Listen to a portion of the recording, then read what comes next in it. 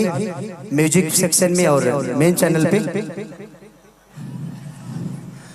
और ऐसे ही प्यार आप लोग देते रहिए। ये गाना जो मेरे दिल के करीब है, मैं उसको कई बार फरमाइशी आ गया है कि देखा हुआ हो शुरुआत देखा था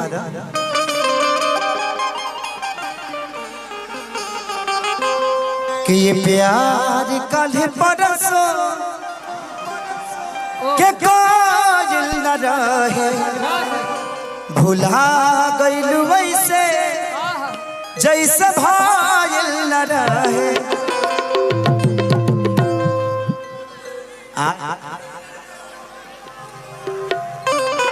टाइटू वाला शोमिया पोखरेल वाला का यार। अच्छा, डांस में खुशी के राजीव जी की तरफ से बहुत पुरस्कार आया है। फिर सुबह मांगना मत पैसा लो। चलिए आप लोग बैठ जाइए। आप रुको बेटा, आप रुको, थोड़ा सा साइड हो जाइए। आप लोग साइड हो जाइए, जितने भी लोग हैं आप लोग बैठ जाइए। पीछे आ जाइए थोड़ा सा आप लोग। देखो ग्लोबल से भी बहुत खूबसूरत हमारा गाना आइल बा।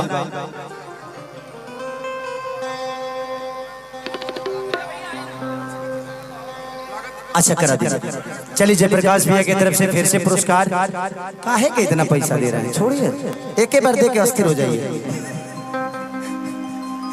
जयप्रकाश भैया बड़े दिल के।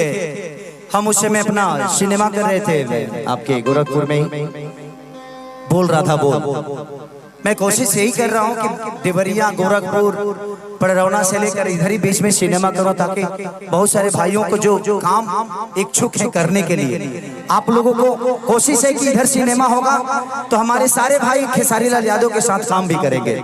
तो मेरी कोशिश है। और आज शादी हो तो ऐसी सिनेमा का बहुत बड़ा ओपनिंग लगा है मेरे बिहार और झारखंड में। तो आप लोग एक बार ताली बजा दीजिए कि ऐसा ही खेसरिया का ओपनिंग लगते रहे। तो जयप्रकाश भैया वहीं पे मिले मुझे, और जयप्रकाश भैया का इतना प्यार, मैं इनका सेवा भी नहीं कर पाया। लेकिन घर तो रहे नहीं, हम सेवा करी, होटले रहे, शूटिंग पे जाता नहीं, लेकिन वो अलग था।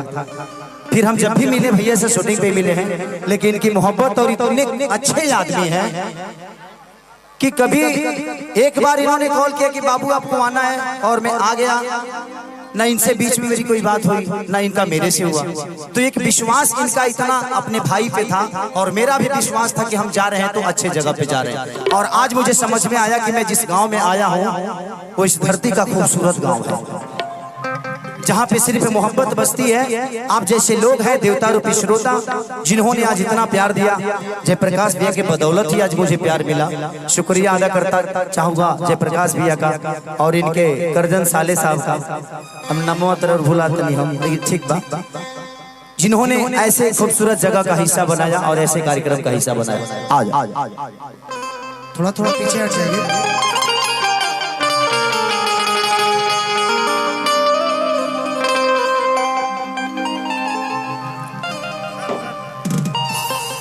चलिए ओपी भैया की तरफ से पुरस्कार, भगवान से प्रार्थना शुभकामना खाते कि छोड़ के जब से गइल बाड़ू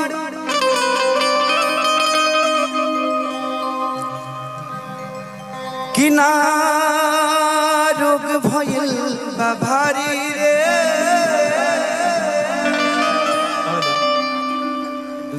कि प्यार में पागल भइल तहरा खेसारी रे।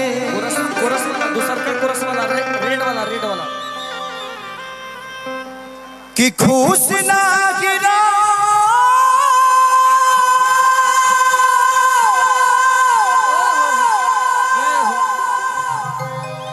खुश ना गिरा हो बैबू,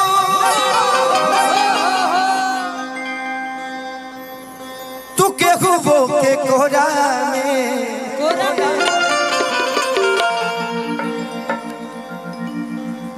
कि दिल तोड़ के गइल हुए जा, बसलू करा सिन्होरा में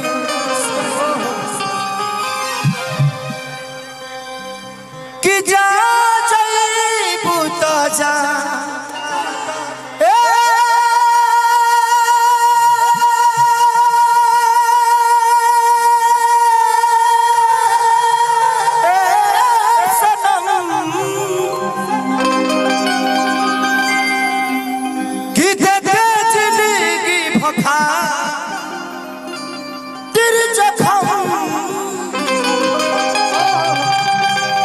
तो जनी सोचा हमारा बारे में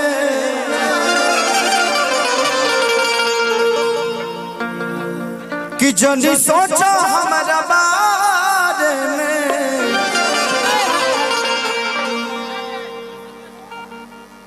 कि तोहरा खातिर हमारा मोइल ना रहे प्यार काल्हि परसों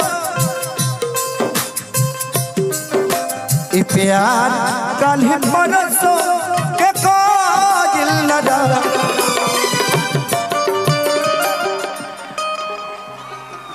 भुला गइल वैसे जैसे प्यार काल्हि परसों के कायल न रहे भुला गइल वैसे जैसे प्यार काल्हि परसों के कायल न रहे भुला गइल वैसे जैसे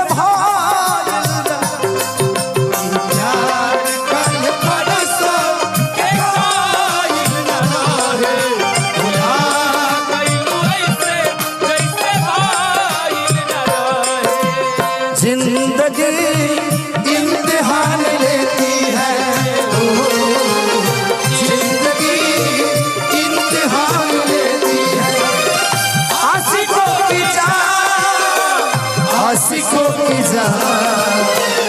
आशिकों की जान लेती है जिंदगी इम्तिहान लेती है जिंदगी इम्तिहान लेती है काल्हि परसों के कायल न रहे भुला गइल वैसे जैसे कायल न रहे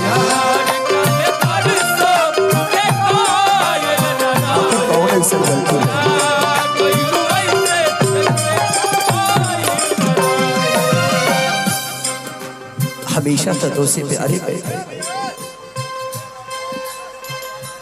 हो गंगा के पानी जैसा प्यारा ये पपीता गंगा के पानी जैसा प्यारा ये पपीता तोहरा के मन ले रहन जाने देवता पीता तोहरा के मन ले रहन जाने देवता तेरे गम में जिया करेंगे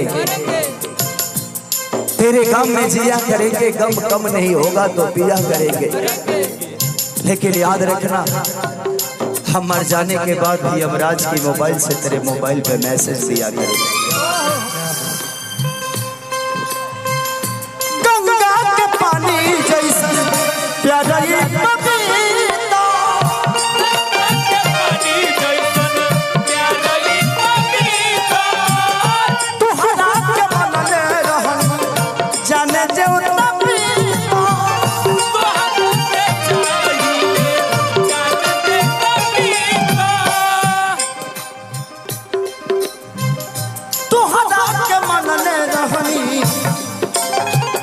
जाने देवता पिता तुझसे पगले के हो दिल में हमारा हमर जान आज हर देश तुझसे पगले के हो दिल में हमारा जाने आई चाहे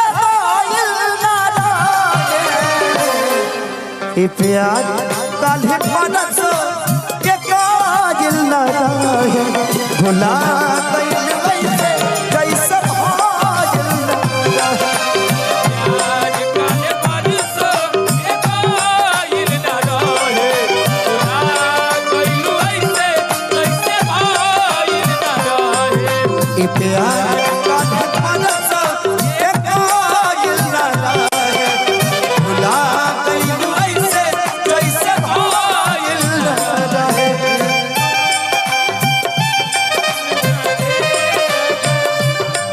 झूठा सही दुनिया को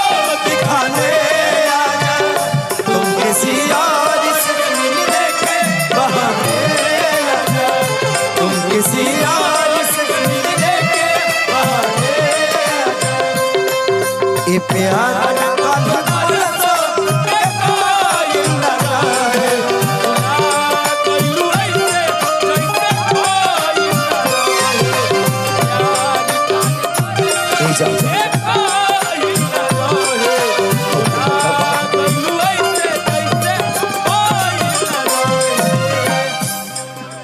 तोहरा बैला के बाद खेसरिया जियत का मरद ज्यादा बाबू ई तोहके लागत है बट आज बड़ा खुश वाली खुद से प्यार करे प्यारे वाले के चाकर में मरे लागे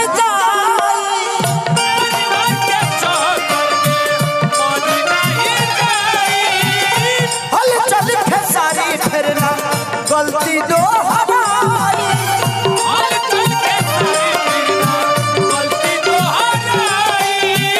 हल चल सारी करना गलती दो हराई तू तो रहलू अपना मन के मालिक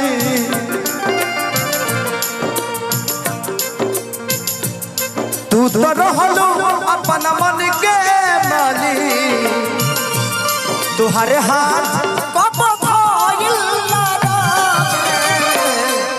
ए प्यार कल परस के कायल न रहे भुला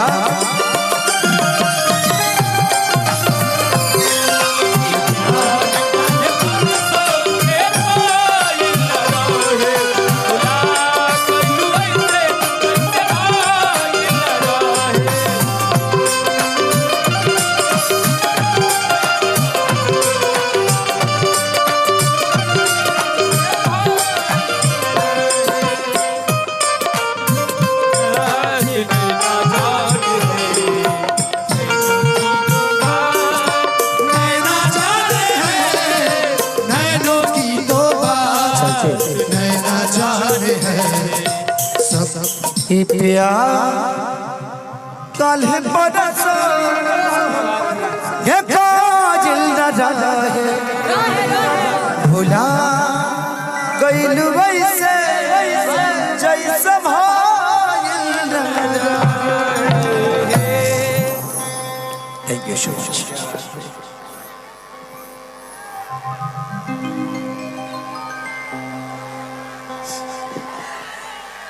जिंदगी में समस्त गांव वासियों के लिए भाई पूरा दिल से प्रणाम। आज ओम प्रकाश भैया इतनी सलीमता के साथ आप लोगों के बीच में मुझे लाए, दिल से प्रणाम। और मैं अभी यहाँ के लिए आर्टिस्ट और कलाकार नहीं, मैं इस गांव का बेटा बन के यहाँ पे आया था और आज बेटा बन के ही जा रहा हूँ। आप लोगों ने इतना प्यार और मुझे सम्मान दिया, उसके लिए दिल से थैंक यू। और हम कौन लड़की खातिर ना रोइले, हमारे जीवन में रोज लड़की है बड़ी से। हाँ, डांस हमारे संगे करके सिनेमा में ले हम बाद में तरह के लिए हम सिनेमा में भाई का नंबर ले लीजिए, इनको लिया जाएगा। बाद में तरह के इत्मीनान से ले हम सब के सिनेमा में। तो दिल से प्रणाम की। और हम आज ले जीवन में मोहब्बत सिर्फ तहारा लोग इससे करीले, हम खुद से मोहब्बत ना करीले। हम 24 घंटा ना 72 घंटा जागी लेते खाली तहारा लोग खाती कि तहारा लोग के कितना मनोरंजन दे दी। हम साल के 12 गो फिल्म करीले, सोच लो कि 12 गो फिल्म करत हो जावन आदमी, अब 20 गो कम से कम हमार गाना रिलीज होला महीना में। तो हम गाइले कब, शूटिंग कब करीले, सिनेमा के गाना कब गाइले, सिनेमा के कहानी पर कब बैठीले। जिंदगी में हमारे आपके मनोरंजन के अलावा मेरे जीवन में कोई खुशियां नहीं है, इसीलिए हमेशा हर 2-3 दिन पे आप सबके लिए कुछ ना कुछ करते रहता हूँ, ताकि आप लोग ऐसे ही अपने बेटा को प्यार देते रहिए। हम अपने जीवन में किसी से बात कर अपने जीवन को नहीं चलाया, हमने मेहनत की।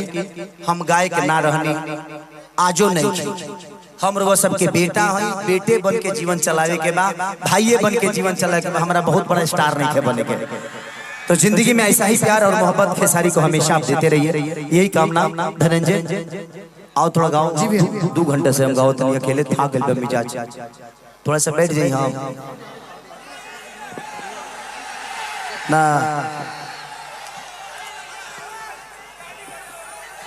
कौन